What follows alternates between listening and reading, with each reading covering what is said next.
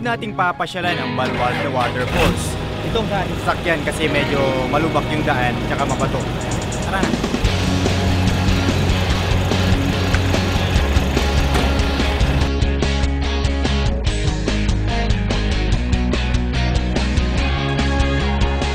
Mayroong tatlong waterfalls dito sa bayan ng Salcedo. Ang tawag sa mga ito ay Dinaratan Falls, Lukbuban Falls, at ang kasalukuyan naming tinutungo, ang Baluarte Waterfalls.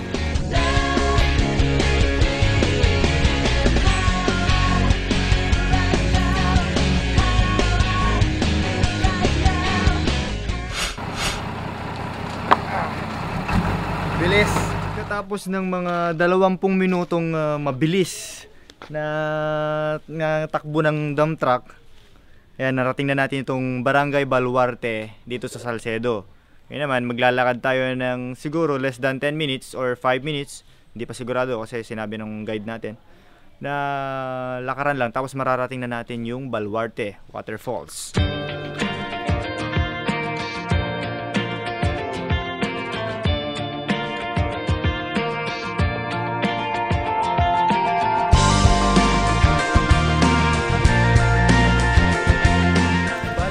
Sa daan papunta sa Baluarte Waterfalls, meron ng sementado na sakto lang sa lakaran natin para mas mabilis, accessible yung lugar.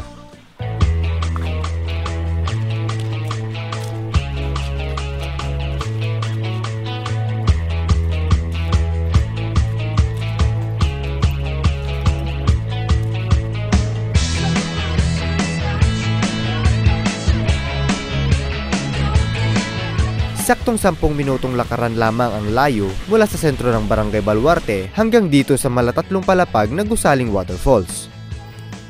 Napakalinis ng paligid nito at napakasarap tingnan. Sa wakas, narating na rin natin ang Baluarte Waterfalls.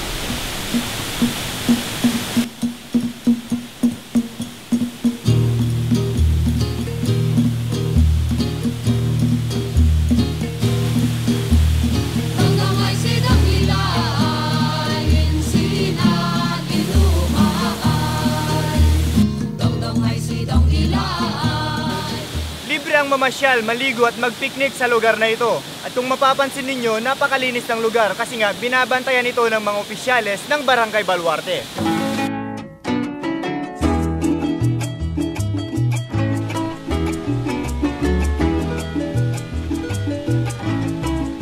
Ngayon naman, pupuntahan natin yung tuktok ng Baluarte Waterfalls. Ito, may ginawa na silang, sinadya na silang ginawang daanan. May hawakan tsaka hagdanan.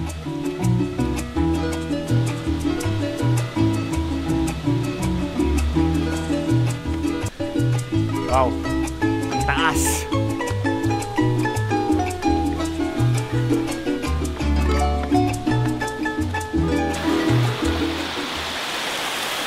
Ganito ang itsura dito sa taas ng Baluarte Waterfalls. Bale, plain lang siya na ganito, tapos dito sa taas niya merong bukal, kaya kahit summer ay malakas ang tubig dito.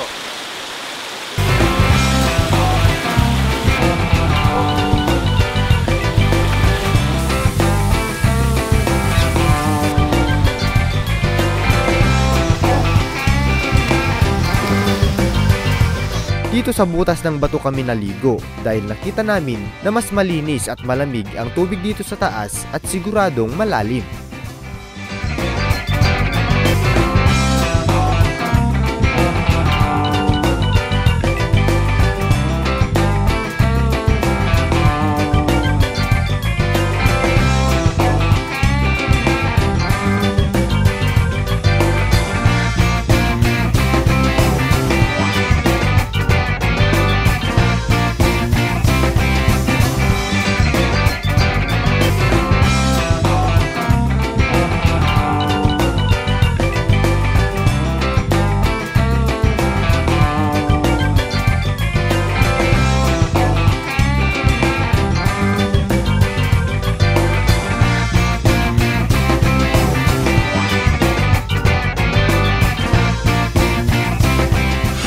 Ayan mga kaibigan, sa buong araw ay napasyalan, nakita at natikman natin ang pinagmamalaki nila dito sa bayan ng Salcedo.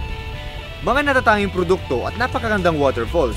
Abangan nyo ulit kami next week mga katrip dahil pagpapatuloy natin ang ating upland tour. Lagi pa rin tandaan na ginagawa namin to dahil trip lang.